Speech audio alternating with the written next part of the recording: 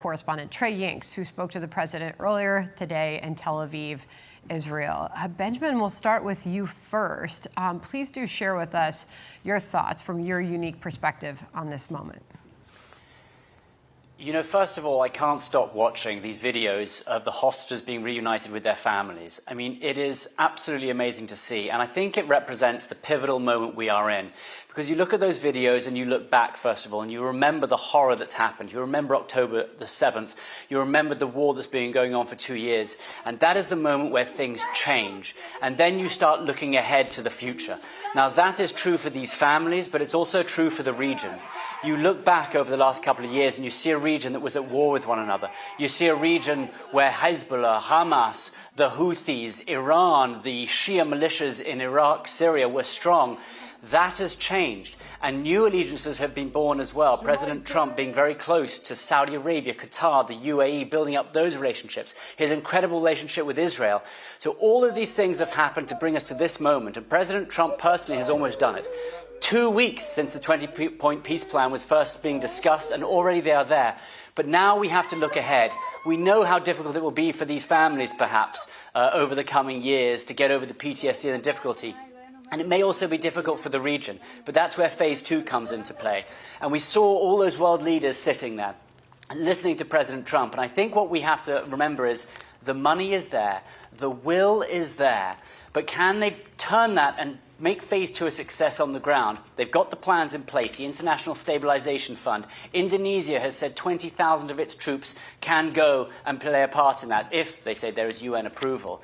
But the question is whether or not it can be moving forward. President Trump has effectively given this opportunity to the Middle East, a region that wants to look beyond oil and gas money, a region that wants to look towards wealth in the AI tech era. So can they take this opportunity that has been given to them? That is the big question. You look back, you remember the sadness, you remember the horrors, but right now is a moment where you have so much hope and optimism, and you just hope that they can grab it, both for Israel, for the region, for the Palestinians, and all of these things that have been broken and burst over the last few decades and even perhaps centuries. Absolutely. And Trey, you had the opportunity to speak with President Trump earlier. This was a big moment in the celebrations today when Benjamin Netanyahu thanked President Trump. This is call for 3, guys, if we have it teed up. Okay, let me just read it to you directly, Trey.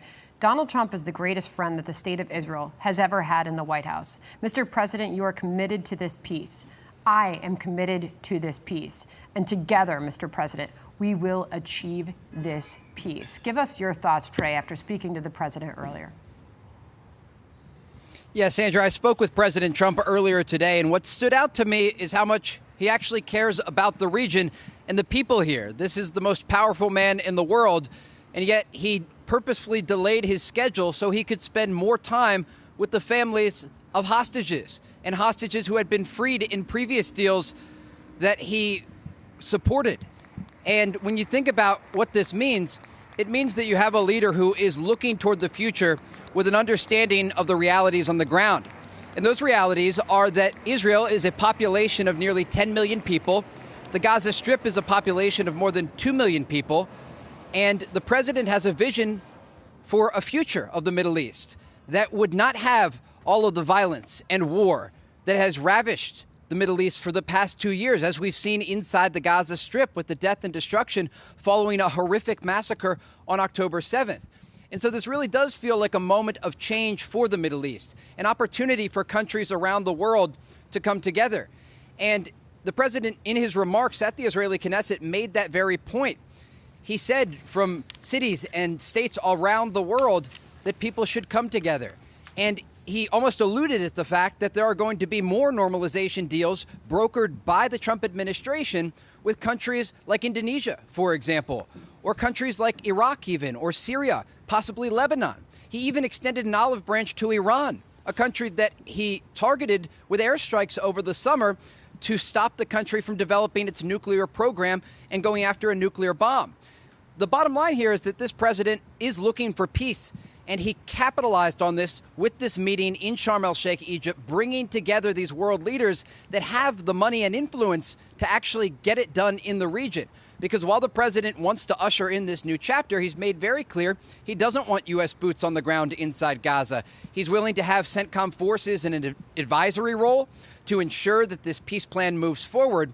But this is a regional plan that ultimately could lead to prosperity and stability across the Middle East, something the region has not seen in decades.